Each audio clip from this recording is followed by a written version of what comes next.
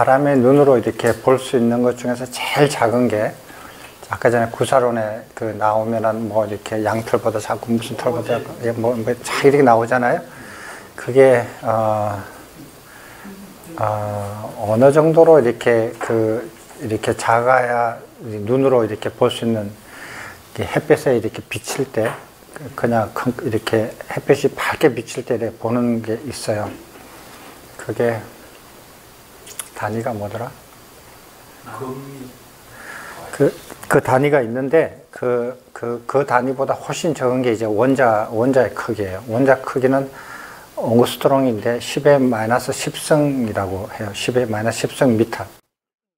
근데 원자 핵은 원폼이라 그러거든요. 그러니까 10의 마이너스 15승 미터예요. 그러니까 원자하고 원자 핵 이 사이에는 10만 배 차이가 있어요. 10만 배 차이가 있으니까 원자 핵을 1m라고 계산을 하면 원자 핵을 1m라고 크기라고 이렇게 얘기를 하잖아요. 얘기를 하면은 원자 크기는 10만 배니까 그러니까 약 100kg 정도 돼요. 그러면은 100kg니까 이거를 1m로 하는 것을 100분의 1로 줄이면은 1cm잖아요. 원자 핵을 1cm라고 요만큼 보면은 그러면은 원자는 어느 정도 크느냐 하면은 그 1kg에 100분의 1이니까 약 100m 정도 돼요. 그러니까 우리가 알고 있는 모든 책이나 서적이나 이런 데서 원자 핵과 원자의 그 크기를 비율로 적어 놓은 건 다 거짓말이에요. 그냥 그래픽이에요. 그러니까 그 크기가 얼마나 큰지 몰라. 그러니까 어떻게 보면은 원자 핵은 그러니까 원자의 그 질량의 99%가 다 원자 핵이거든요. 99% 이상이 뭐 거의 뭐 다 원자 핵인데, 그러니까 원자 핵이 만큼 있으면은 원자는 10만 배나 저 멀리 있거든요. 이게 원자 크기예요. 그럼 원자는 쉽게 말하면 허공이에요. 다 허공으로 가득 찬 거예요. 그런 거를 이렇게 계속 이렇게 때리니까 이제 원자 핵에서 어쩌다가 이렇게 맞으면은 이제 이렇게 탁 부딪혀가지고 튀어나오는 것을 연구해가지고 원자 핵이 어떻게 원자 핵이 있다라는 걸 발견한 거예요. 이게 라더포드가 한 거예요. 이게 암실에다가 이렇게 필름을 놓고 계속 때리는 거예요. 원자에다가 뭐 이렇게 입자 같은 거를 쏘아가지고 계속 때리는데 쑥쑥쑥 지나가다가 어느 순간에 탁 맞아가 탁 튀는 거예요. 그러면은 그 범위를 알 수 있거든요. 튀는 정도를 보고 또 이게 어느 정도 질량이 있다는 걸 알아내고 이렇게 해요. 이런 식으로 이렇게 알아낸 거예요. 그래서 원자라는 세계를 알기 시작했어요. 알기 시작했는데, 근데 또 한편으로는 재밌는 게 뭐냐면요. 빛 있잖아요. 빛이 뭔가 이거예요. 빛이 옛날부터 사람들은 빛을 파동이라 생각했어요. 파라고. 왜? 물에 들어가니까 굴절하더라 이거예요. 물에 들어가니까 굴절하고, 그 다음에 이렇게 거울에서 반사를 하고, 그 다음에 서로 간섭을 하고, 빛과 빛이 서로 간섭을 하고, 그 다음 회절을 하고, 빛이 이렇게 가다가 구멍이 작으면 이렇게 둘러가요. 파처럼 회절을 하고, 그 다음에 편광이 있더라. 이렇게 있으면 이렇게 하면 편광이 나오거든요. 그런 게 이제 되니까 이 6가지 성질로서 빛은 옛날부터 파였다라고 알고 있어요. 알고 있는데 1905년 아인슈타인이 특수상대성 이론 발표할 때 광전효과인데 이거 아인슈타인이 발견한 거예요. 설명한 거예요. 발견한 게 아니라 설명한 거예요. 2023년 컴퓨터 효과인데 이거는 2가지 이상한 현상이 나타났어요. 빛을 가지고. 근데 이것은 빛이 파동이라고 생각하면 도저히 풀 방법이 없어요. 근데 빛이 파가 아니고 입자다 라고 생각하니까 풀리는 거예요. 그걸 최초로 푼 사람이 아인슈타인이에요.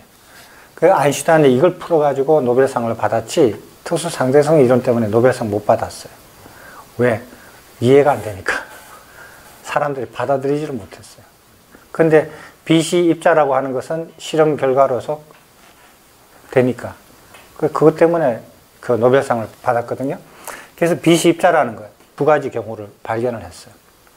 그랬더니 사람이 가만히 생각해 보니까 파동이라고 생각했던 것이 어쩌다 보니까 입자의 성질을 가졌더라 이거야. 그렇다면 우리가 입자로 알고 있는 모든 물질들도 이런 요소 있잖아요. 이런 것들도 파동의 성질을 가지지 않을까? 라고 생각을 했어요. 누가? 프랑스 과학자 드브로이가. 이거 하고 난 1년 후에요. 이게 아마 이 사람 박사 논문일 거예요. 그 계산은 한 페이지, 여기 손바닥 안에 다 계산을 할 수 있어요. 굉장히 간단한 계산이거든요. 그래가지고 모든 물질들도 파동의 성질을 가졌을 것이다 라고 생각을 하고 그 이름을 물질파라고 이름을 지었어요. 그랬더니 그렇게 했는데 그게 이제 나중에 이제 큰 영향을 줘요. 왜 어떻게 영향을 줬냐 하면은 자, 우리가 아까 전에 봤죠. 뉴턴의 운동 법칙을 보면은 M1, M2 이래 가지고 물질들이 질량을 가졌는데 그것이 그 물질이었잖아요. 입자였잖아요. 입자들이 어떻게 움직이는가 이걸 봤거든요. 근데 입자가 아니고 파더라 이거야. 미시세계는 모든 입자들이 파의 형태를 가지고 있더라. 그럼 파동으로서 운동 방정식을 만들어야 되지 않겠느냐 이 소리예요. 입자로서 운동 방정식을 뉴턴이 만들었는데 그러면 그게 입자가 아니고 파동이다. 파동이면은 그걸 운동 방정식을 만들어야 되지 않느냐. 그게 신뢰된 게 파동역학이에요. 그래서 파를 수학적으로 기술하는 것을 파동 함수라 그래요. 그것을 이렇게 입자처럼 운동 방정식을 만든 것을 파동 방정식이라고 해요. 그렇게 해서 파동 방정식을 만들어서 계산을 했더니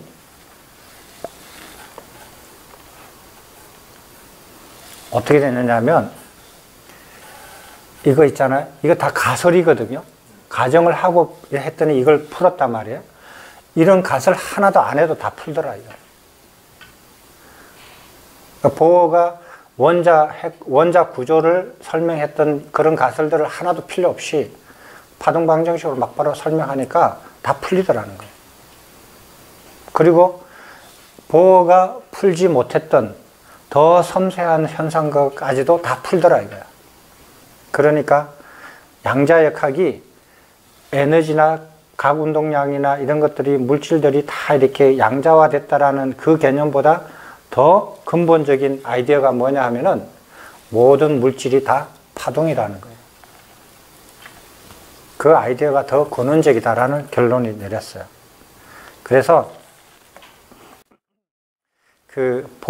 보어가 고민을 많이 했어요. 자기가 막 이렇게 자기는 아이디어를 내서 딱 풀었는데 한 70~80% 풀었는데 이거는 못 풀었는데 물질이 파동이라는 그 가설을 하나 가지고 자기가 푼 거 플러스 못 푼 것까지 다 풀어버리는 거예요.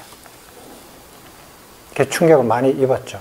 그래서 이렇게 생각을 많이 해요. 그래서 어떻게 생각했냐면은 그 생각한 결론을 이제 원리로 두 가지로 이렇게 나와요.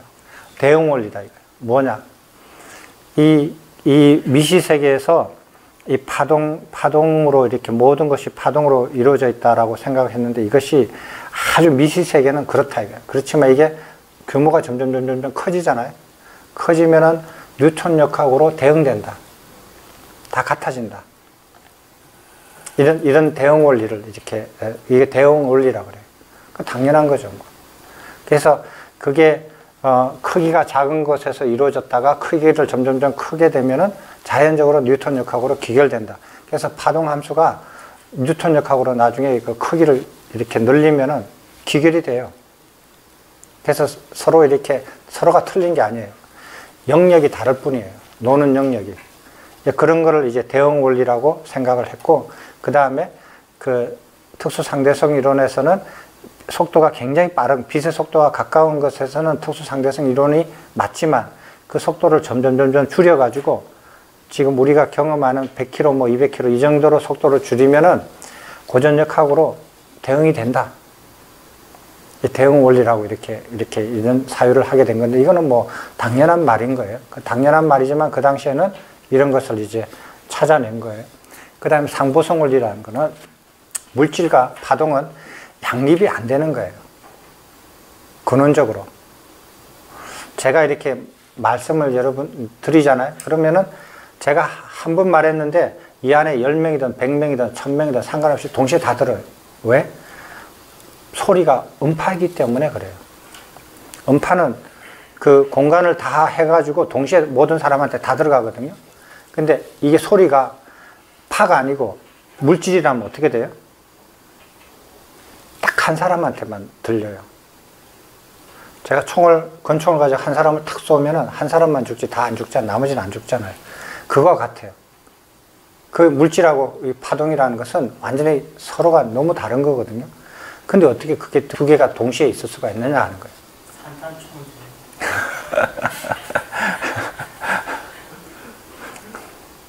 산탄총 그것도 제한이 있죠. 수천 명, 수만 명은 동시에 못 죽이잖아요. 한 10명 정도는 죽을 수 있어도. 이게 참 묘한 거예요. 그래서 이 사람들이 동양의 음양의 조화 이론 있잖아요.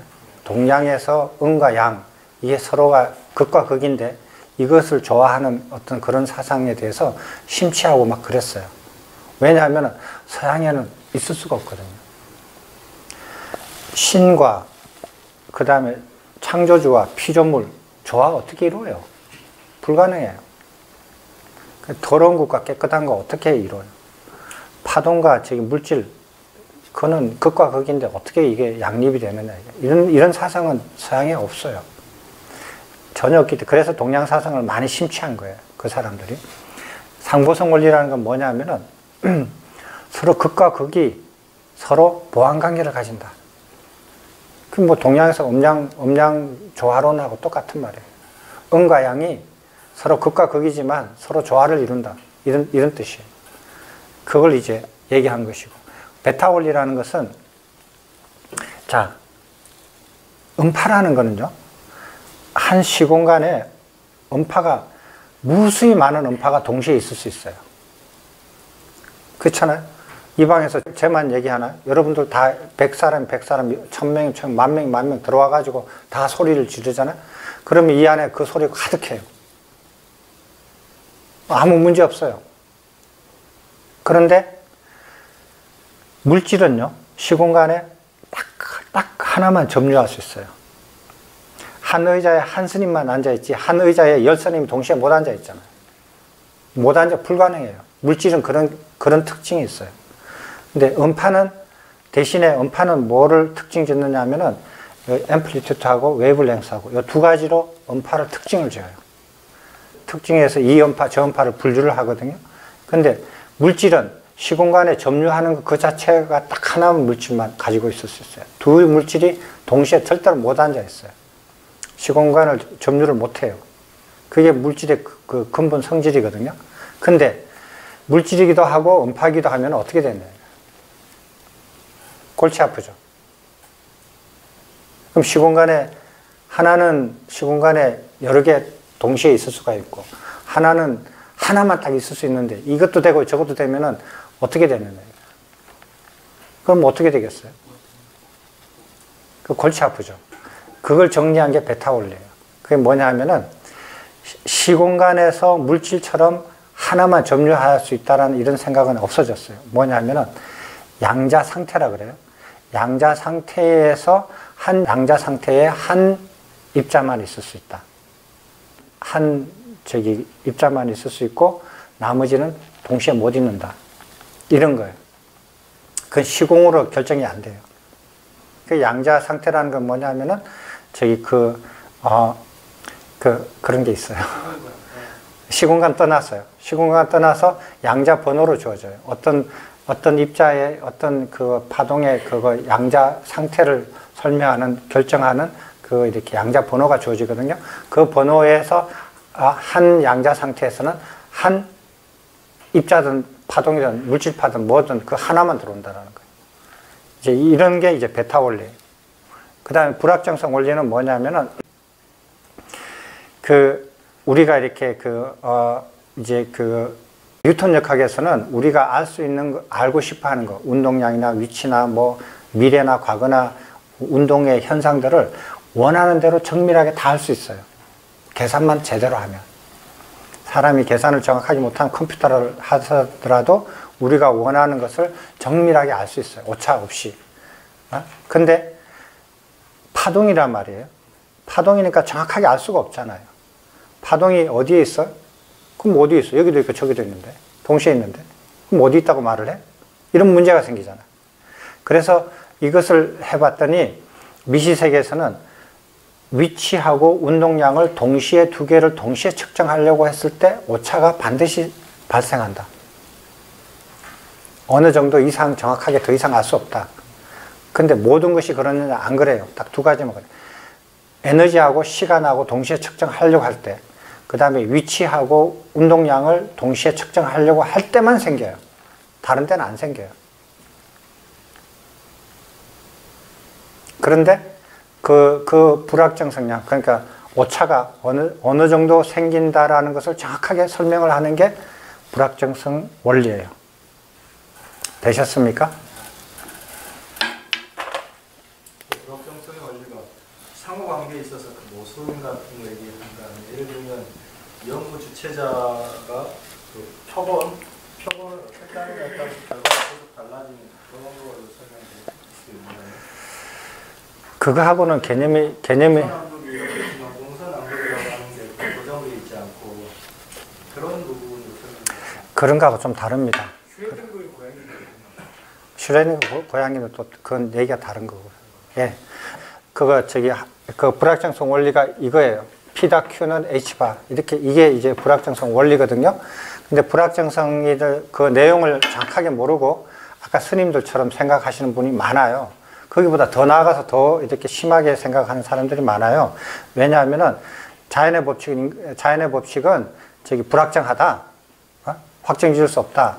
불확실하다. 그런데 신의 법칙은 절대적이고 명료하고 불확정성이 없다. 뭐 이렇게 주장하는 사람들이 있어요. 신학자들 중에서. 그건 진짜 모르고 하는 소리예요. 소리 줄 알았습니다. 커커가. 예. 커커가 운동할 때 안에서 해가고. 예. 그 6개는 움직일 예. 때 저게 불확정성을 말씀하시는 그거 아닙니다. 예. 그건 이제 코커는 조금 이따 나올 거예요. 근데 불확정성 양은 뭐냐면은 P다 Q가 H보다 이렇게 크거나 작다. 이게 이제 그거거든요. 이거는 숫자가 굉장히 작은 숫자예요. 상수예요. 상수. 근데 P다 Q 이거는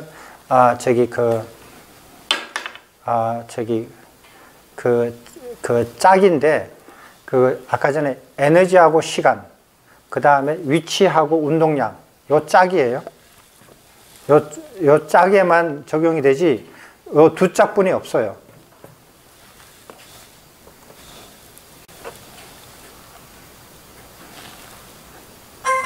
예, 두 짝뿐이 없는데, 그 뭐냐 하면은, 어떤 이렇게 그거 움직이는데, 그 위치하고 운동량을 정확하게 동시에 측정하려고 할 때, 거기에서 생기는 불확정성, 그러니까 오차가, 요거 이상이 된다.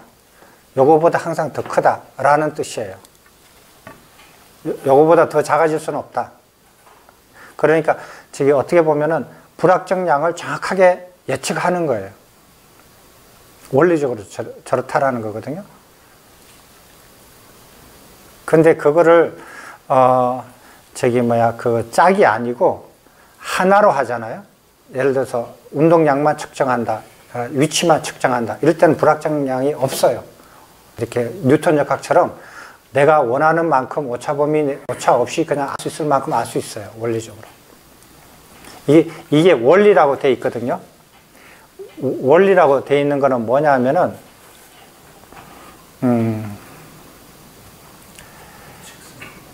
하나의 법칙이라는 뜻이거든요. 이거는. 그런데 아까 전에 말씀드렸던 그 표본 집단을 이렇게 어떻게 하느냐에 따라서 오차가 달라지는 거, 이런 걸 가지고 우리는 원리라고 하지 않아요. 그거는 뭐 표본 집단을 이렇게 하면은 이 오차범위 이렇게 되고 저렇게 하면 저렇게 되는 거 당연한 건데, 그런 걸 가지고 원리라고 하지는 않고요.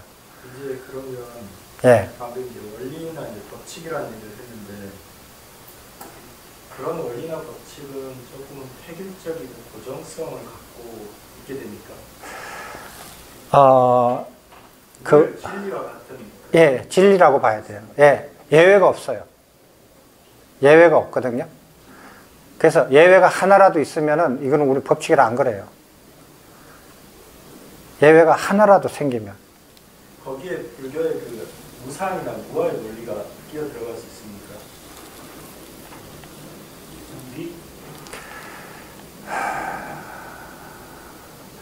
그는 왜냐하면 재행, 무상, 제법, 무아 이런 불교의 존재 관련된 그런 가르침이 있잖아요. 예. 그거 상대 비교했을 때 대상이 다 다릅니다, 선생님.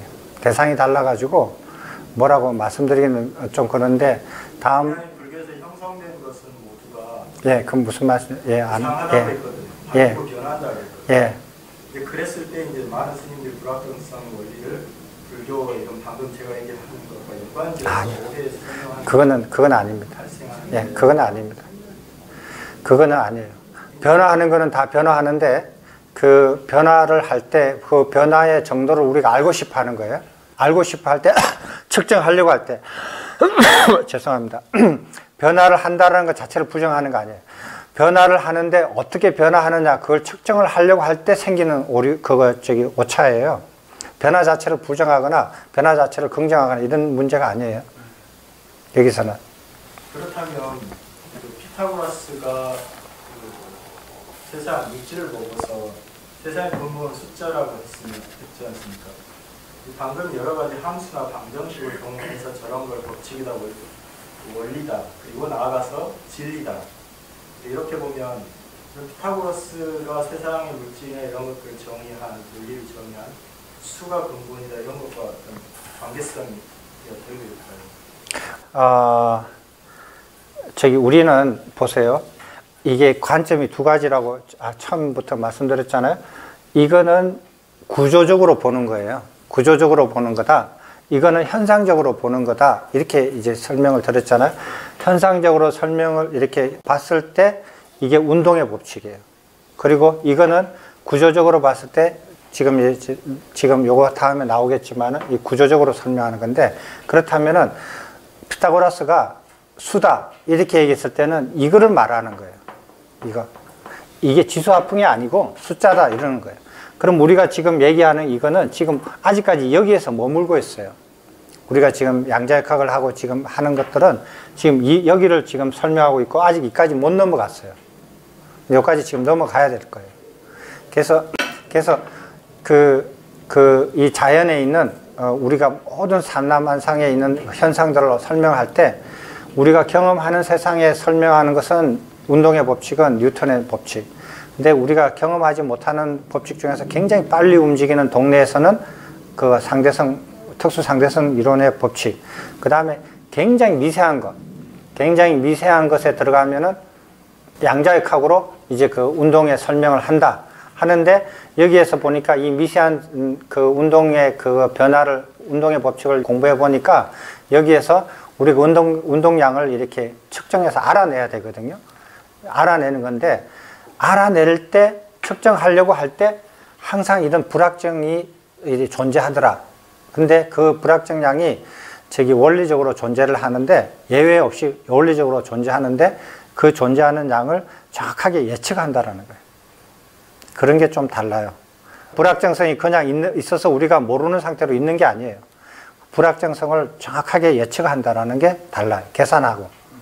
그게 개념이 다르잖아요.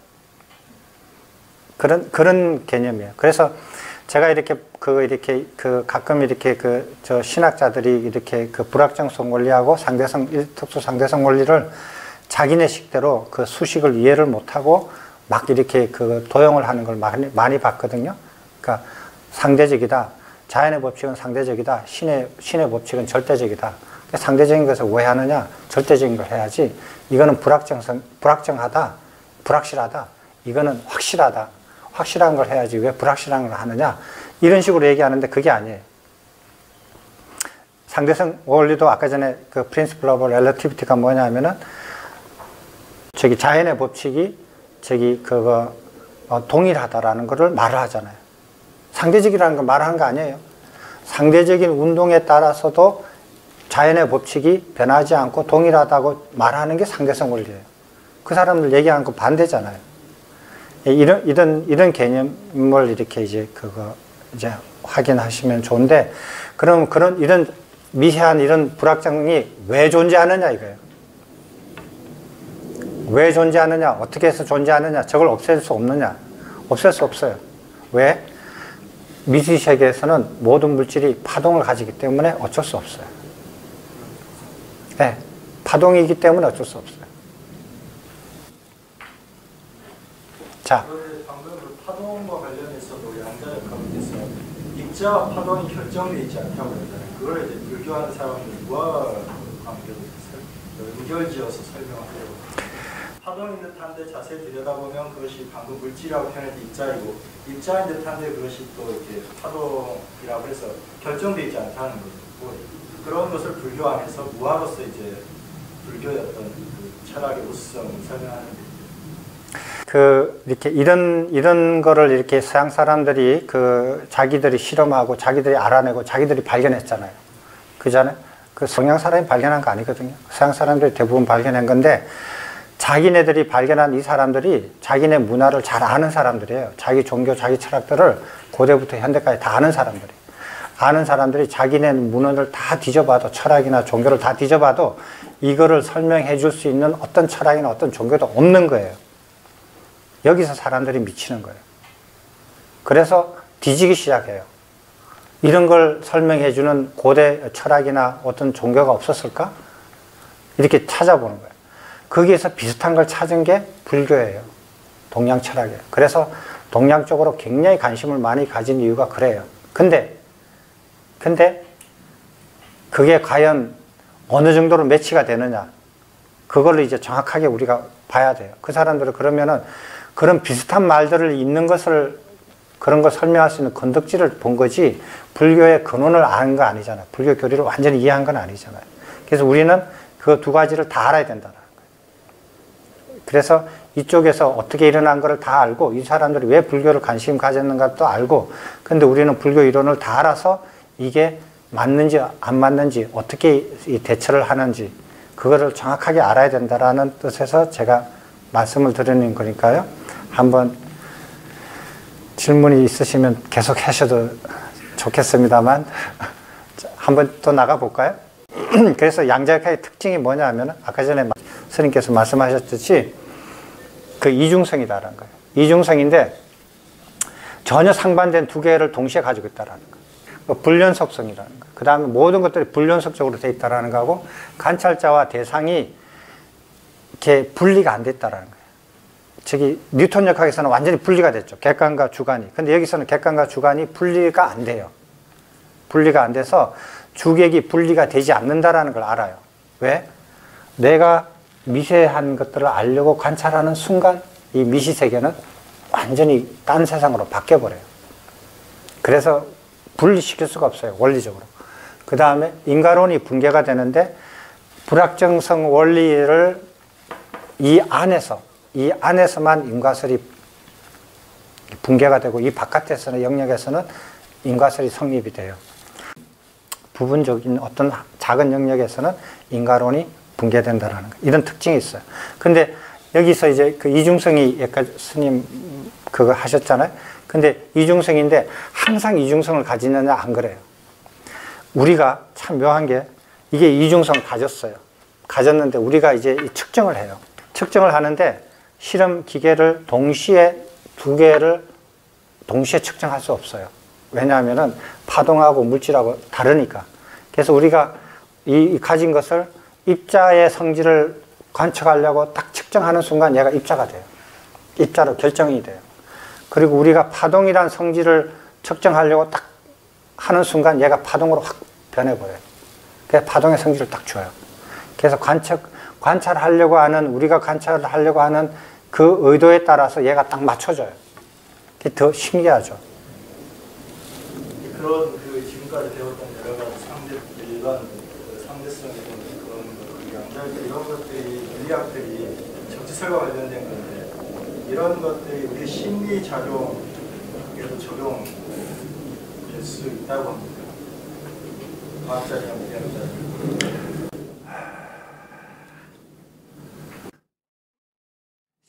심리 상태보다도 인식의 어떤 인식의 우리가 인식하는 인식 세계 있잖아요. 그 인식의 어떤 그 제한된 범위 내에서 인류가 인식해 왔던 것을 확 이렇게 틀어주는 역할을 하죠. 인식의 차원을 높여주고 인식의 영역을 넓혀주는 그런 역할을 한다는 것은 있을 수 있죠.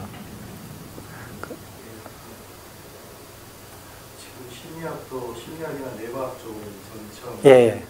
그렇긴 한데 물리학을 통해서 그런 계산의 원리 법칙을 딱 따라서 하면 우리가 그걸 얻을 수 있고 뭐 이런 심리학이나 인식적인 것도 가능한지. 그거는 조금 이렇게 그게 대상이 조금 다른 것 같아요. 여기서 이제 한 가지 더 이렇게 양자역학의 마지막인데 여기는 뭐냐면은 우리가 여러분들 가끔 들어보셨을 거 우리가 진공이라고 생각하면 아무것도 없는 걸 진공이라고 그러잖아요. 진공인데 이거를 풀어보니까 진공이라는 것은 음의 에너지를 가진 것들로 음의 에너지를 가진 입자들로 가득 찬 것이 진공이라는 거예요.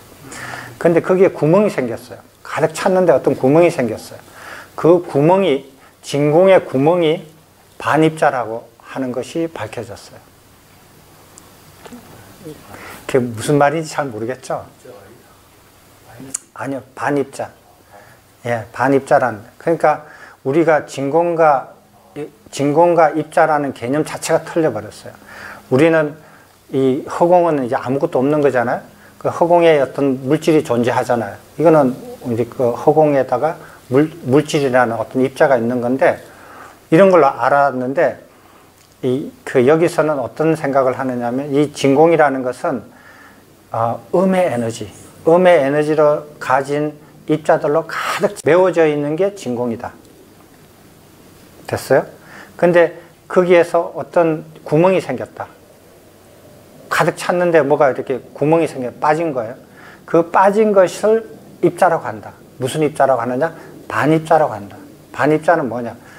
일반 물질에서 있는, 일반 공간에 있는 물질이 있잖아요. 이 물질 중에 어떤 성격이 하나가 반대가 돼요. 그래서 반입자예요. 그래서 전자가 우리가 일반 공간에서 있는 물질이거든요.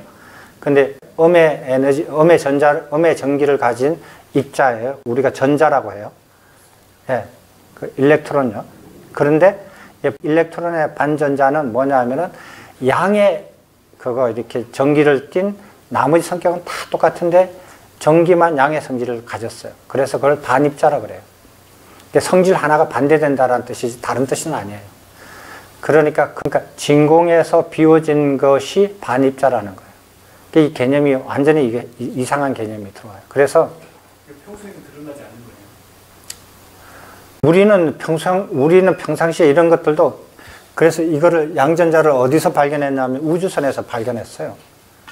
이 양전자를. 그러니까 저런 현상들을 우리가 이렇게 실험실에서도 이렇게 만들어 가지고 이렇게 증명하기가 어려워요. 어려운데 우주선을 연구하다가 저기 양전자를 발견을 했거든요. 그러니까 이걸 개념적으로 우리가 이제 그런 거를 개념적으로 설명을 하면은 빈 공간에 우리가 알고 있는 물질, 이게 완전히 그냥 이상해져 버려요. 그러니까 없는 것이 가득 찬 상태가 되고, 가득 찬 상태가 비어져 있는 구멍이 있는 거가 되어버려요. 그래서 유무가 이상하게 돼버려요. 완전 헷갈려 버려요. 여기서부터는. 이런 특징이 있어요. 비워진 게 반입자라는 건가요? 완전히 비어진 게 저기 음의 에너지를 가진 입자로서 가득 찬 거를 진공이라고 한다는 거예요. 거기에 구멍이 생기면 거기에 이제 반입자. 그렇죠.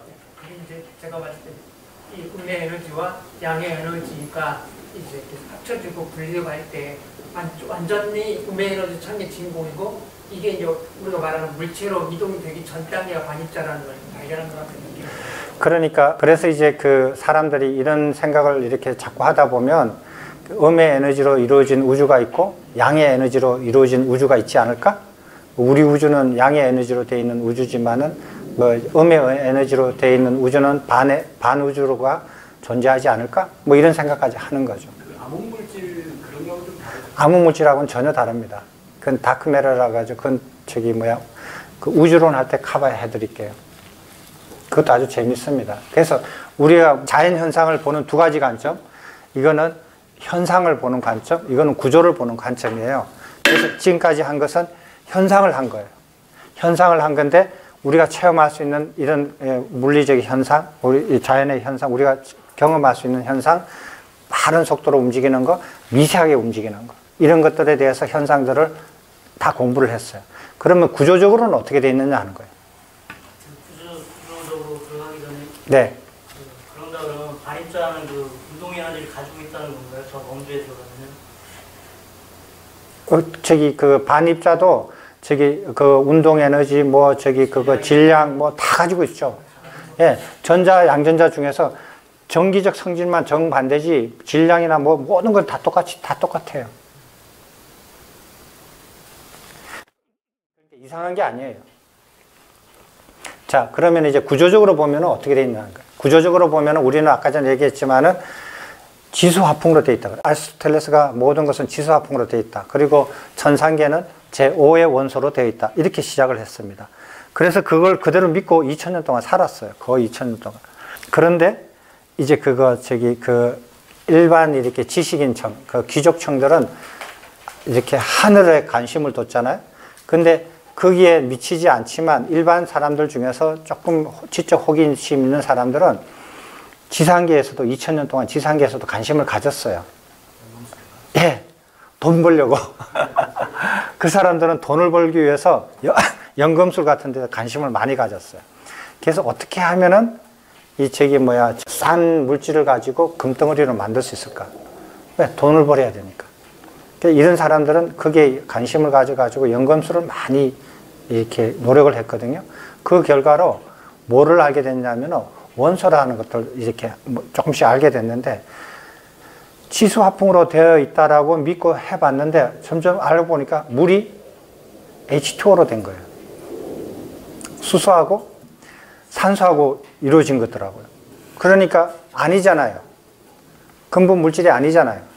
그 다음에 땅을 봤거든요. 땅을 쫙 조사를 해보니까 온갖 강물이 다 있네. 땅이 무슨 그거 근본 원소가 어떻게 되느냐 이게 요소가 될 수 없다 이거. 땅에는 온갖 강물이 다 있더라. 그 다음에 공기, 수소, 질소가 거의 뭐 그거 이렇게 90% 이상 차지하고 뭐 다른 요소들이 또 많이 있더라 이거. 뭐 질소도 있고 뭐 별거 다 있더라 이거.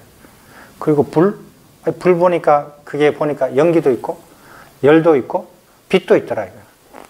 이 세 가지 합쳐야 그거 저기 불이 되더라. 그래서 4대가 아니다라는 걸 밝혀졌어요. 아니다 이거예요. 그러면은 4대가 근본 요소가 될 수가 없고 화학적으로 변하지 않는, 화학적으로 아무리 변화를 줘도 변하지 않는 그런 성질을 가진 원소들을 발견하기 시작해요. 그게 화학적 원소예요. 화학적으로 아무리 불을 태우고 아무리 뭐 이렇게 이렇게 화학적으로 반응이 일으켜도 수소는 수소예요. 산소는 산소고 계속 변하지 않아요. 변하지 않는데 화학적으로는 안 변하지만 다른 물리적으로 바뀔 수 있는 건 나중에 알죠. 나중에 알지만 일단 이 시대는 화학적으로 아무리 변화를 줘도 안 변하는 것들이 있더라는 거예요. 이걸 찾아냈는데 이게 100개나 넘어요. 이게 처음에 발견한 사람이 있어 80년 후에 멘델리에프 소련 사람인데 이 주기율표를 말해. 우리 저기 중고등학교 때 화학 주기율표 있잖아요. 예, 주주주 나오는 거. 100개 넘는 거거든요. 그런데 100개를 넘어서 딱 해놨더니 사람들이 에이, 재미없다. 100개나 되면 어떻게 다 외워? 그 100개나 되는 게 무슨 놈의 원소가 3개, 4개, 5개 이렇게 되면 멋있고 아름다운데 100개가 넘으니까 이 재미없다 이거야. 그리고 그게 주기율표잖아요. 주기적으로 변하니까 그게 무슨 법칙이 있을 거다. 그 안에 주기적으로 이렇게 배열을 하다 보니까 그 안에 무슨 또 모르는 진리가 있을 거다라고 생각을 했어요. 그런데 그런 생각을 가지면서 이게 87년에 전자를 발견하게 되고 그 다음에 광자를 발견하게 돼요. 빛의 입자를 발견하게 되고 11년에 원자 핵을 발견했다 그랬죠. 아까 전에. 그 다음에 수소 원자가 양성자라는 걸 알게 되고 그 다음에 중성자를 발견해요. 쭉 이렇게 가면서. 그러니까 약 60년 동안요. 새로운 입자들이 자꾸 발견이 되는 거예요. 그냥 발견한 거예요. 이거 하나 발견할 때마다 한 사람이, 몇 사람의 인생이 왔다 갔다 한 거예요. 그 다음에 14년에는 원자 핵이 이렇게 보니까 막 붕괴가 돼요. 자연적으로. 어떤 원자들이? 우라늄 같은 거예요. 그러니까 원소 100주기 맨 끝에 있는 무거운 원소들은 자연 상태에서도 막 붕괴가 돼요. 그래서 밤에 보면 빛이 막 나요. 뭔 모르고 막 연구를 했어요. 예, 방사선 걸려 다 죽었죠. 그 사람도 모르고 그렇게 한 거예요. 근데 그게 붕괴가 되는데 이렇게 여러 종류가, 세 종류가 있더라고요. 그래서 그 종류를 A, B, C 이렇게 나눴어요. 그게 알파 붕괴, 베타 붕괴, 감마 붕괴, A, B, C 이렇게 나눈 거예요. 그 중에서 처음과 세 번째는 이해하기 쉬운데 중간에 게 베타 붕괴가 이해가 잘 안 되는 거예요. 그게 베타 붕괴가 발견된다. 근데 이 사람이 이것을 이해하기 위해서 어떤 새로운 입자가 있어야 된다. 우리가 발견하지 못한 새로운 입자가 있다면 이게 이해가 된다. 라고 가정을 했어요. 그게 뉴트리노인데, 이게 한 26년 후에 발견이 됐어요. 중성미자를 발견했는데, 발견을 했어요. 그렇게 발견하면서 이 지구상에 없는 처음으로 발견된 위크포스라는 것을 발견해요. 그 당시 우리가 알고 있는 힘이라는 것은 중력을 알죠? 중력 알았죠? 그 다음 전자기력 알잖아요. 전자기는 전기힘, 그 다음 자기, 예, 플러스 마이너스. 이거는 고대부터 알았거든요. 고대부터 알았어요. 그 맥스웰 그 이퀘이션에서 그 수식으로 다 돼서 이거는 옛날부터 했던 걸 정립이 됐는데, 근데 위크포스인데 전자기력보다 약해서 위크포스라고 그랬어요. 이름을. 이런 힘이 새롭게 존재한다라는 걸 발견을 했어요. 왜냐? 이 힘으로 인해서 이렇게 베타 원자 핵이 붕괴가 되는 거예요. 그래서 이 위크포스가, 예, 붕괴가 되면서 이렇게 입자들이 나눠지거든요. 이제 위크포스를 발견을 했어요. 영어가 일주일 WEAK예요.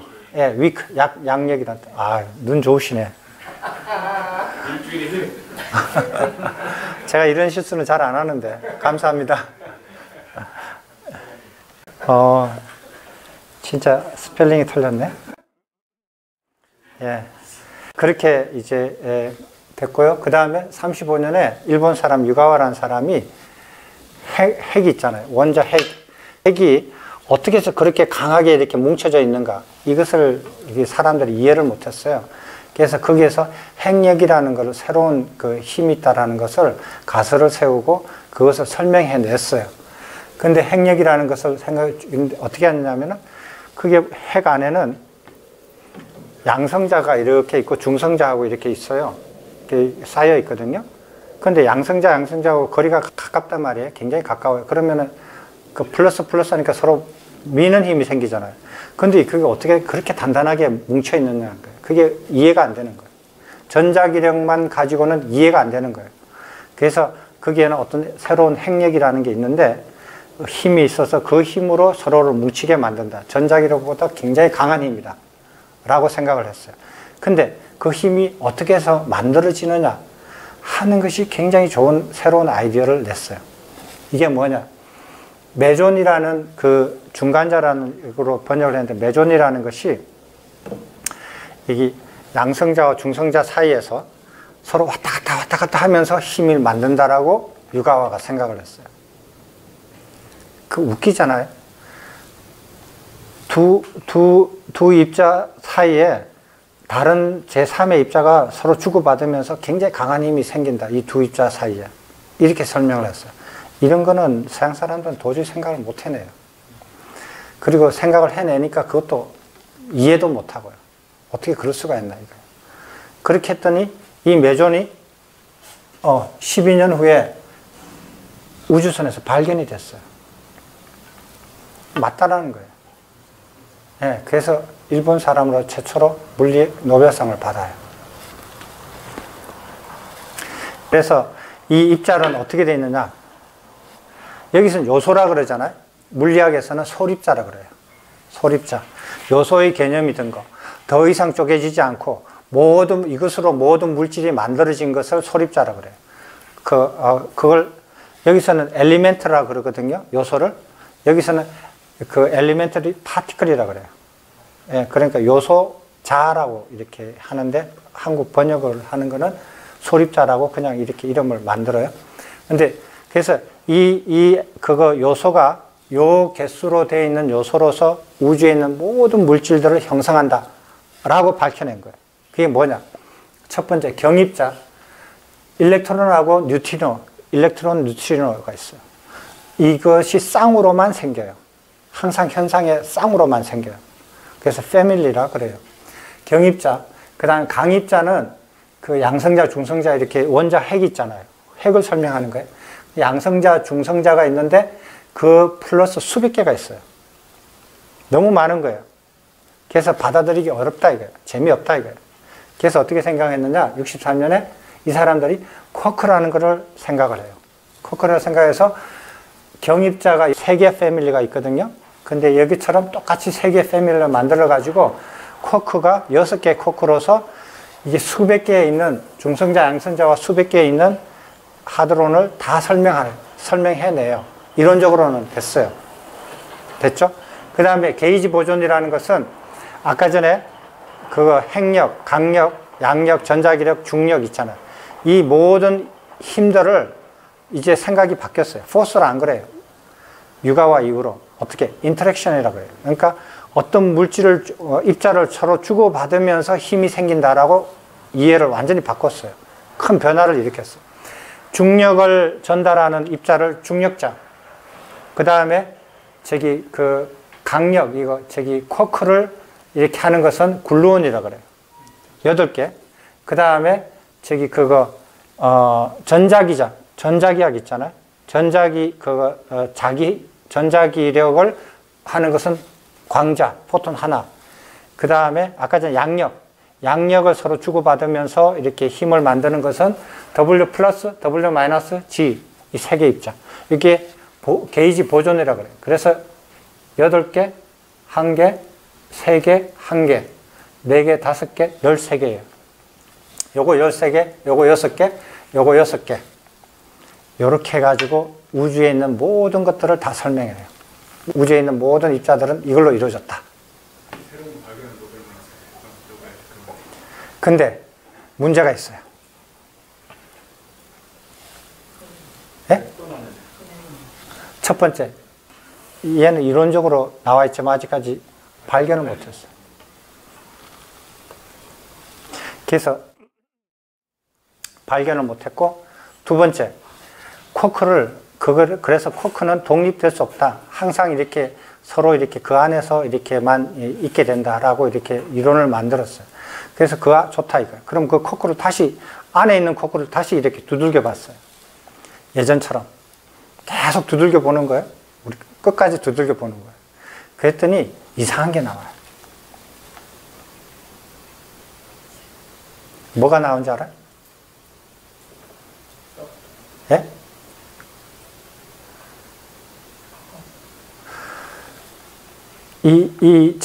요소설이 맞다면 계속 쪼개가지고 계속 안을 두들겨 패면은 최후의 요소가 나와야 되거든요.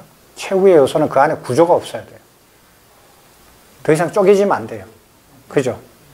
그게 요소의 개념이거든요. 그래서 쿼크가 최후의 요소라면 계속 쿼크를 두들겨 보면 그 안에 아무 구조가 없고 쿼크가 더 이상 나눠지지 않아야 돼요. 그죠? 근데 쿼크를 계속 두들기니까 뭐가 나오냐면 그 안에 구조가 나오는 거예요. 무슨 구조가 나오느냐? 줄이 나와요. 끈. 그 촉근이래요. 그래서 물질의 궁극은 요소, 입자가 아니더라는 거예요. 뭘로 돼 있느냐? 그거 노끈 있잖아요. 바이올린 줄 같은 거. 줄 같은 걸로 돼 있더라는 거예요. 그 이상하죠. 그래서 요소설이라는 게 개념이 이제 모호해졌어요. 이까지는 요소설이 맞는데 여기서 더 들어가려고 그러니까 이제는 요소가 안 나오고 줄이 나오네. 네, 이게 그 슈퍼스트링 시어리라고 그러는데 그 우리나라 말로 하면 촉근 이론. 들어보셨죠? 예?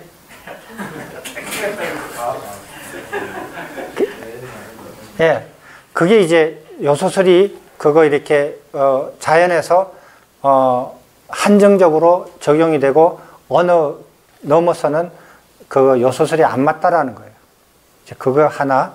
그 다음에 그게 이제 가장 요소설이 이제 그거 이렇게 그 지금 그 위협을 받는 건데, 물론 지금까지 오면서 요소설에 의해서 발견되고 인류한테 이렇게 새롭게 알려진 지식들은 굉장히 도움이 되는 건 많아요.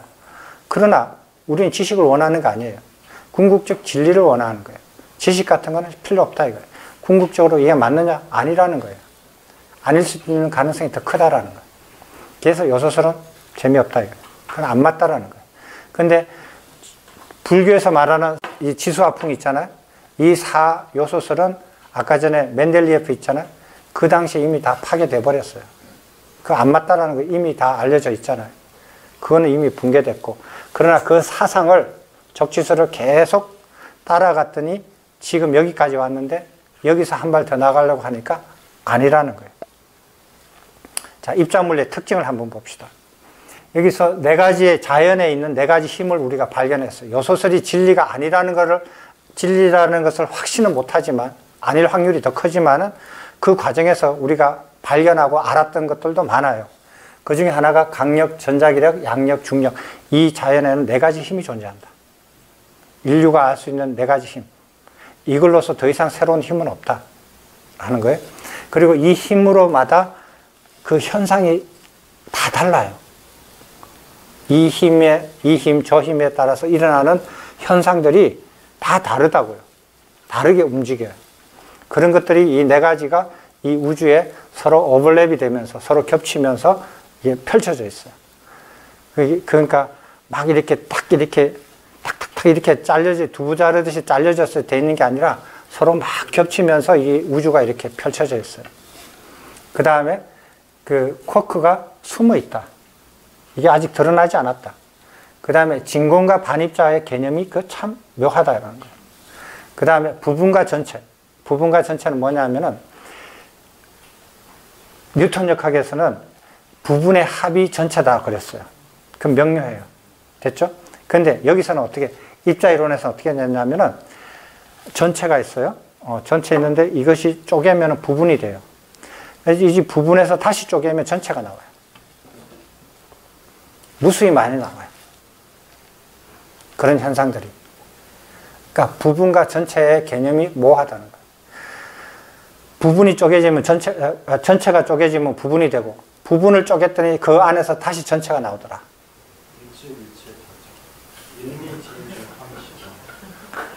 그러니까 그런 말을 들으면 뿅 가죠. 예. 근데 이제 이런 개념은 서양 철학에는 없거든요. 서양 철학이나 서양 종교에는 이런 것들을 설명해 줄 수 있는 어떤 언급이 없어요. 언급이 없는데 이런 걸 이제 발견을 한 거예요. 그리고 또 한 가지는 입자의 동등성이라는 건데, 이거는 전자면 전자, 양성자면 양성자, 무슨 입자이든지 간에 이 요소 있잖아요. 이 요소는 10억 년 전에 생성되어 있는 입자든지 지금 실험실에서 만든 입자든지 똑같아요. 구별할 수가 없어요. 그 100억 년 전에 이렇게 만들어진 포톤, 빛입자, 그 다음에 지금 실험실에서 만들어진 이 빛입자, 포톤, 구별할 방법이 없어요. 똑같아요. 연식도 없어요. 거기는. 차에서 나오는 자동차 같은 건 연식이라도 다르잖아요. 똑같더라도. 거기는 연식도 없어요. 그게 참 미묘해요. 서로 만난 적도 없는데 똑같이 나와요. 이름이 같으면. 이런 게 참, 그래서 어떤 법칙이 있다라고 예측할 수도, 추측할 수도 있는 것 같아요. 이런 특징이 있습니다. 우리가 아까 전에 여러 가지 이렇게 질문이 있고 생각이 있는데, 보어가 양자역학을 이끌어간, 유럽에서 양자역학을 만들어간 제일 우두머리예요. 이 사람이. 우두머리고 굉장히 큰 역할을 한 사람이에요. 근데 이 사람하고 아인슈타인은 양자역학을 못 믿었어요. 못 받아들였어요. 그래서 서로 논쟁을 했어요. 논쟁을 할 때 이 사람이 보어가 어떻게 얘기했냐면은, 이런 말을 해요. 부처나 노자와 같은 사상가들이 일찍이 부딪혔던 인신론적 문제로 되돌아가야 된다. 양자의 학을 이해하려면 인신론을 다시 우리가 다시 이렇게 고민해 봐야 된다.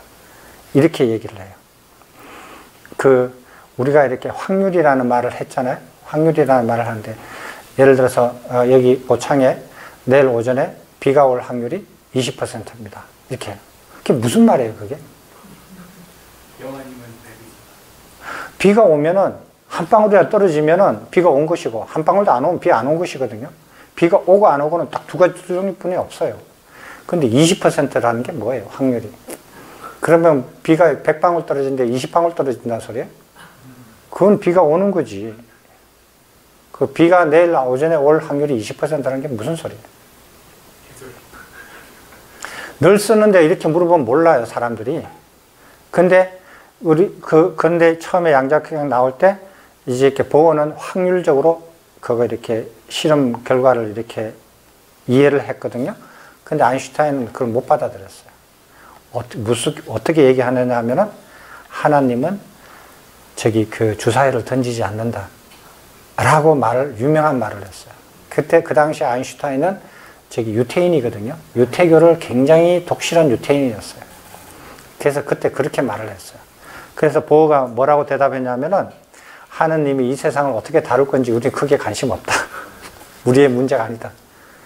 우리는 인식론을 새롭게 공부해 봐야 된다. 어떤 사람처럼 노자나 부처가 고민했던 그런 인식론을 다시 생각해 봐야 된다. 이렇게 생각한 거예요. 근데 더 재밌는 거는, 저는 아인슈타인이 개인적으로 그 당시 젊을 때는 굉장히 유태교에 대해서 아주 이렇게 믿음이 철저한 사람이었거든요. 근데 나이가 들면서 유태교를 버리고 불교로 이렇게 전환을 했어요. 근데 나는 개인적으로 어느 스님한테 감화를 받았는지 되게 궁금했거든요. 근데 알아보니까 아니에요. 지가 스스로 한 거예요. 자기 스스로. 여기 한번 보세요. 아인슈타인이 이렇게 말한 건데, 불교는 우리가 쇼펜하우의 훌륭한 저술로부터 불교를 배워왔듯이 책을 보고 배운 거예요. 스님이나 절에 가가지고 자기가 배운 거 아니에요. 저술을 보고 배웠는데, 그 저술은 뭐냐? 자기네 철학자들이 쓴 책을 보고 배운 거예요. 쇼펜하우의 책도 한번 다시 나중에 생각했지만, 우주적 종교 감각을 깊이 간직하고 있습니다. 모든 시대를 대표하는 종교적인 천재들은 바로 이러한 종교 감각으로서 구별되고, 거기에는 교리나 인간의 상상이 만든 신이 없으므로, 이렇게 되어 있어요. 신이 인간의 상상으로 만들었다라는 거예요. 이거는 굉장히 심한 말이거든요. 그러한 것을 중심으로 가리키는 교회도 없습니다. 그러니까 종교가 어떻게 되느냐? 우주적인 종교가 돼야 된다는 거예요. 그러니까 우주를 설명할 줄 아는 종교가 돼야 되지, 이 지구상에서 노닥거리는 종교는 그거는 가치 없다라고 판단하는 거예요. 왜? 이 사람은 평생 우주를 생각하고 살았거든요. 요즘은 14물 여기까지 무기설을 얘기했거든요. 예? 아까 무기설 그런 어떤 시간이 예. 그런 것하고 직접적 관련이 있는 것이다. 그런 관점에서 있다고 생각합니다. 아니요. 그게 아니고요. 이 사람들이 생각하는 것은 인간의 사유 범위에서 벗어난 진짜 진리를 언급하는 종교를 찾는 거지, 진리를 모른 채 인간이 막 그냥 선언 이렇게 내려오는 이렇게 교리나 아니면 자기 상상력으로 알지 못하면서 상상력으로 만든 그런 종교는 그건 아니라는 거예요. 그런 관점을 가졌어요. 저는 영어로 된 거고요. 자, 그래서 우리가 이렇게 전변설하고 적지설을 우리가 이해를 하는데, 전변설은 진리가 이 우주에 있는 모든 일체 생명들이나 신들이나 인간들이나 물질들을 다 신이 창조했고, 거기에 있는 모든 변화들, 인간의 생사 변화, 물질의 모든 변화들은, 그것으로 인한 변화들은 신의 뜻이다. 그 신의 뜻이 자연의 법칙이다. 예, 이렇게 보고 그러면은 거기에서 수행할 수 있는 방법은 어떻게 되느냐? 오직 신의 뜻을 거스르지 않고 신의 뜻을 받들어서 헌신하는 방법 외에는 없다. 이게 전변설이야. 그러면은 적지설은 뭐냐? 적지설은 그런 신 없다. 그런 신 못 믿겠다. 받아들일 수 없다. 그러면 진리는 어디 있느냐? 진리는 우리가 만져보고 그거 이렇게 만져서 알 수 있고 보아서 알 수 있고 하는 이런 물질로서 물질 안에 진리가 있다. 이런 물질들은 어떤 요소로서 몇 개의 요소로서 이 모든 물질들이 형성이 되어 있다. 그리고 그 물질들이 변화하는 것은 운동의 법칙, 변화의 법칙들은 우리가 찾아내면 된다. 그런 법칙이 있다. 그리고 그 법칙에 따라서 인간들도 태어나고 죽는다. 그래서 이렇게 해서 태어나고 죽는데 그러면 인간은 여기서 그러면 적지설을 가지고 어떻게 수행하느냐? 적지설이 만약에 옳다. 그러면은 그것으로서 내가 어떻게 깨달음을 얻느냐 이거예요. 방법은 간단해요. 자, 이게 저기 보세요. 7요소설에서 명화가 요소가 됐잖아요. 그게 무슨 뜻이에요?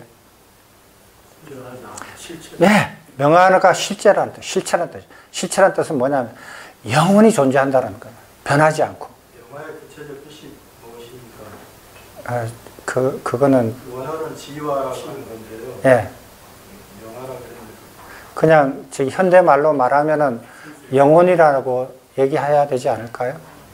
그냥 이렇게 우리가 물질적인 거 다 빼고 남는 어떤 것. 근데 그것이 영혼 불멸하다는 거, 죽지 않는다라는 거예요. 예. 그러면은 이게 요소로 봤다라는 거는 뭐냐 하면은 이게 인간의 각자 가지고 있는 이 명화를 요소로 봤다라는 건 뭐냐 하면은 이 요소가 영혼 불멸하고 죽지 않고 그 상태로 영원하다는 거예요. 그 상태로서 영혼 불멸한 진리가 되는 거예요. 명화가 개별적인 어떤 공동으로 요소로서 존재하는 그게 명화가 그러면 내 명화하고 네 명화하고 같은 거냐 다른 거냐 뭐 상관없어요. 같거나 다르거나 상관없이 영혼 불멸해요. 그럼 같이 보면 어떻게 되냐? 대하예요. 진화, 대하. 그 다음에 그거를 신의 성품으로 보면 그게 성품, 진성, 법성, 불성 아무거나 막 붙여도 돼요. 그래서 이게 명화를 요소로 보면은 어떻게 되느냐 하면은 그러면은 이 명화는 그 자체로 영혼 불멸하고 진리인데 여기서 뭘 더 수행하느냐 이런 문제가 생겨요.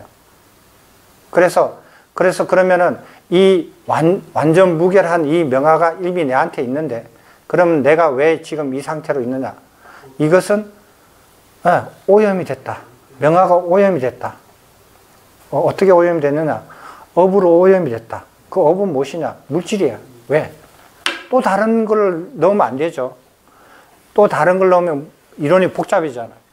아주 미세한 물질로 돼 있다. 그래서 명화를 이렇게 완전 무결한 명화를 이렇게 가린다 이거예요. 그래서 그 물질, 오염된 물질 때문에 명화가 우리가 죽어도 그게 재구시를 못 한다. 그래서 어떻게 하느냐? 그 오염된 물질을 씻어내면 된다. 그게 오로지 할 일이에요. 그럼 어떻게 씻어내느냐? 예, 모욕을 자주 하면 돼요. 모욕 자주 하고, 그 다음에 그 오염된 그 고통을 내가 많이 받으면 돼요. 예, 그래서 고행주의예요.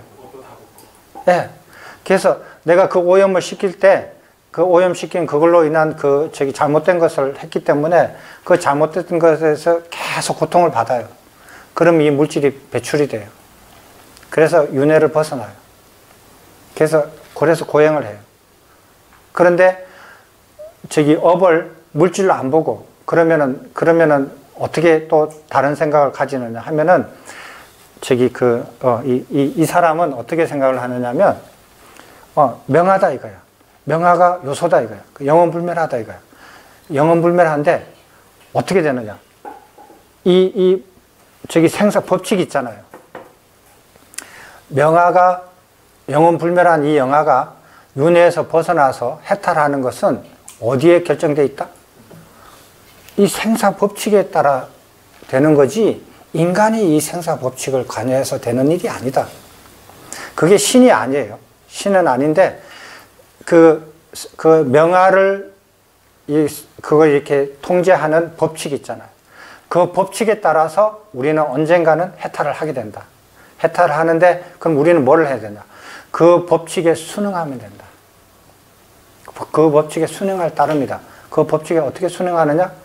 새로운 죄를 더 짓지는 말라. 그거예요.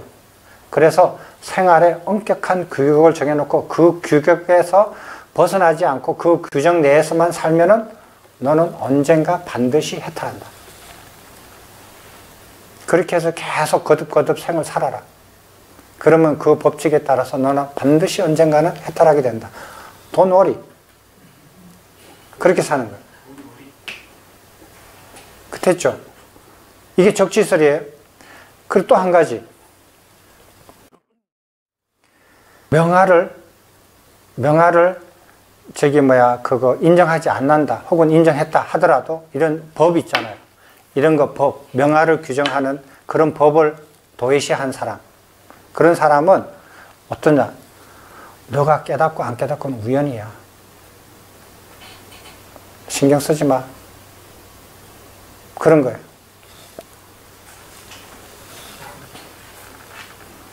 그런 거 없어. 그냥 우연히 깨달을 뿐이고 우연히 윤회할 뿐이야. 너무 애쓰지 마. 이렇게 됩니다. 우리 중단에서 지금 불교신문 같은 데 보면 저 명화설하고 이제 배대에서 본다면 원래 부처니까 부처된 성품을 써라. 네가 지금 부처처럼 행동하면 된다. 이 사상이랑 명화의 어떤 그 지금 가지고 있는 어떤 상해주지한 그런 사상이랑 어떻게 받아들이겠죠? 어떻게 받아들이겠냐?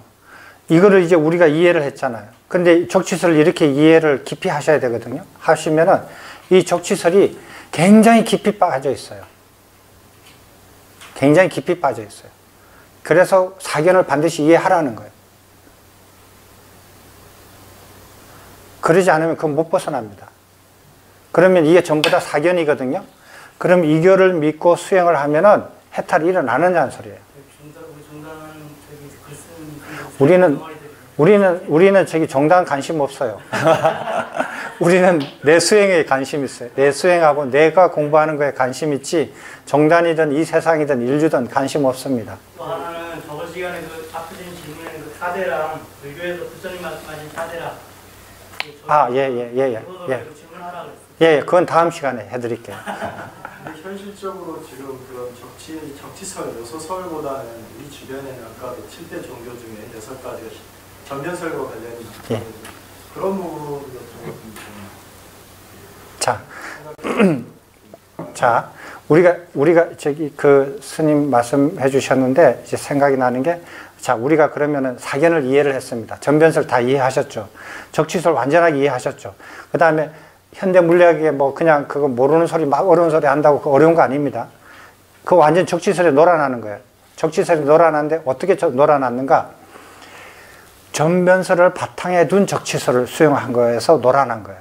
그래서 과학자들 중에서 저기 그 상식적으로 알 수 없는 그런 현상들을 접근하면서 무신론에 많이 빠졌어요. 이 신이 있을 수가 없다. 이 신이 이렇게 만들었다면 이거는 이상한 사이코다. 사이코 신이지 이런 식으로 자연을 창조할 수가 없다 이거예요. 그래서 이거는 신이 만든 게 아니다. 무신론이 많았어요.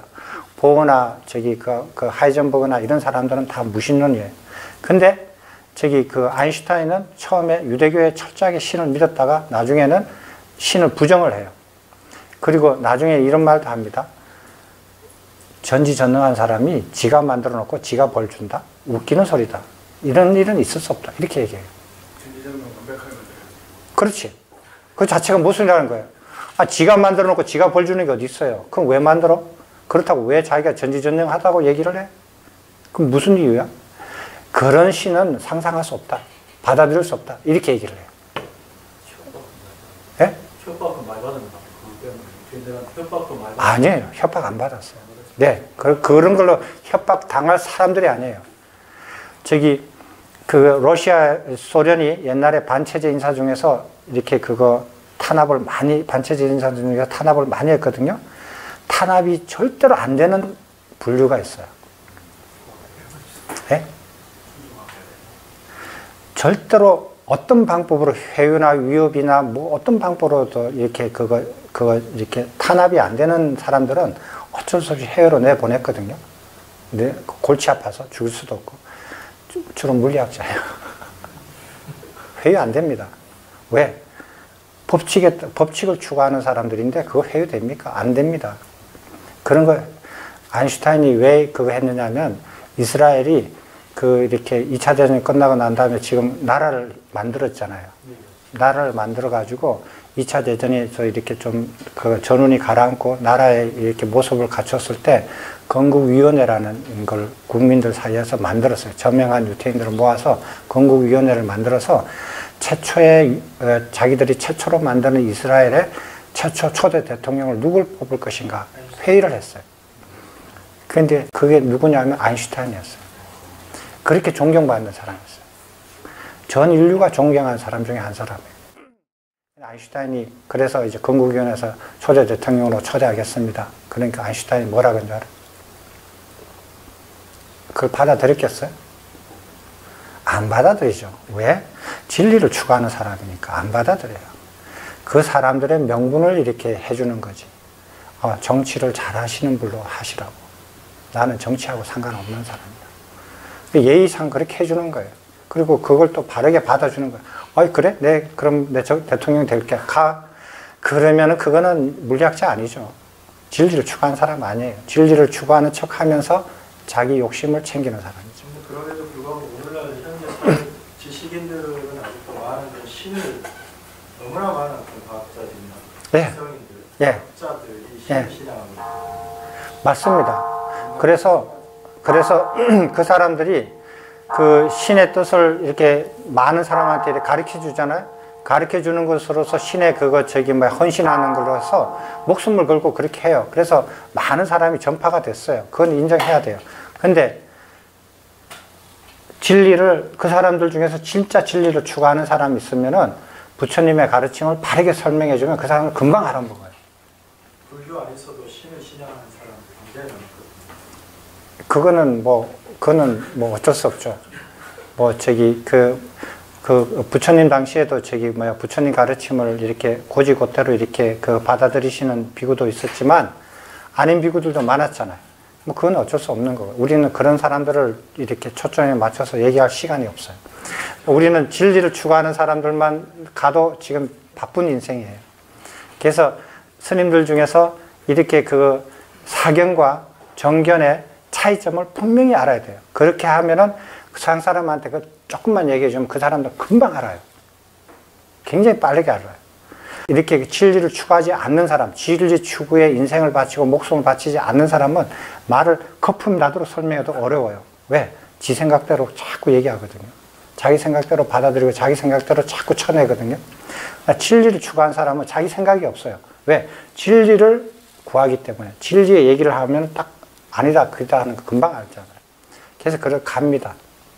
그래서 저는 이 책을 지금 처음에 영어로 먼저 이렇게 출판하고 한국어로 나중에 출판하려고 그랬어요. 왜냐하면 이게 한국어로 먼저 출판하면 잘못하면 두들겨 맞을 것 같았어요. 그 영어로 출판하려고 했는데, 영어로 출판하는 게 아이비리그 출신 한국에서 10년 이상 된 외국인 스님 5분한테 차례대로 계약을 했는데 다 못한다고 그랬어요. 못하겠대요.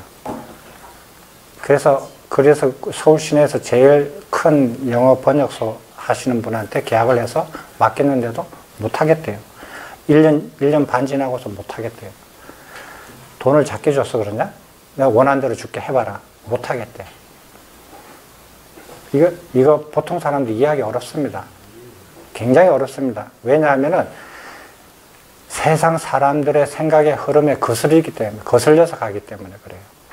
그래서 지금 이런 식으로 이해를 하면은 이제 보이기 시작할 거예요. 그래서 다음 시간에는 부처님께서 전변설도 비판하시고 타파하시고 적치설도 타파하셨어요. 그리고 내놓은 게 뭐냐 이거예요. 타파만 했느냐 이거예요. 타파만 안 하고 딱 내놓은 게 있어요.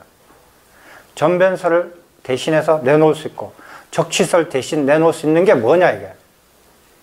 그걸 봐야 될 거 아니에요. 네, 그걸 분명히 봐야 될 거 아니에요. 왜 이것이 적치설을 대신하고 전변설을 대신하는 건지 그걸 확실하게 알아야 되거든요. 그게 다음 시간에 할 얘기입니다. 그게 일체법이에요. 아주 재밌습니다. 재밌죠?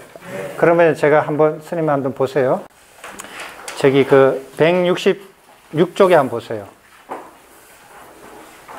166쪽이에요. 12번요. 보셨습니까? 12번 문제를 보십시오. 적치설과 전변설의 입장에서 12입천을 어떻게 이해하는가? 자, 한번 저번에 다시 한번 볼게요. 저를 보세요. 나는 피 속에서부터 몸속 전체가 전변설이야. 나는 신을 믿어. 그런데 사람들이 전부 다 부처님 가르침을 따라. 나는 바꿀 수 없어. 근데 저걸 어떻게 수용하지? 내 입장에서? 이 문제예요. 전변설 입장에서 부처님 가르침을 어떻게 받아들이는가? 그러면은 어떤 식으로 변형이 되는가? 전변설도 아니고 부처님 가르침도 아니고 어떻게 바뀔 것인가? 두 번째, 나는 뼛속까지 적치설을 믿어. 근데 세상 사람들이 와글와글 부처님 가르침을 막 얘기를 해. 근데 나는 내 거를 안 바꾸고 부처님 가르침을 어떻게 수용할 수 있겠는가? 적치설의 입장에서 부처님 가르침을 수용을 하면은 그게 어떻게 되는가? 되셨어요? 이런 거를 자유자재로 생각할 줄 알아야 돼요. 이건 자기 생각이 문제가 아니에요. 한쪽을 이해를 했으면 이쪽으로 모든 세상을 바라보고 이쪽을 이해를 했으면 이쪽으로 모든 세상을 바라볼 줄 아는 걸 자연스럽게 자유롭게 하셔야 돼요. 원하시는 대로. 이 문제를 한번 다음 시간에 풀어보십시오. 그래서 한번 얘기를 한번 해보세요. 스님들끼리 한번 서로 의논해 보세요. 그렇게 해서 이거를 완전히 이해를 하면 부처님 가르침을 이제 이해를 하실 수가 있어요. 되셨습니까?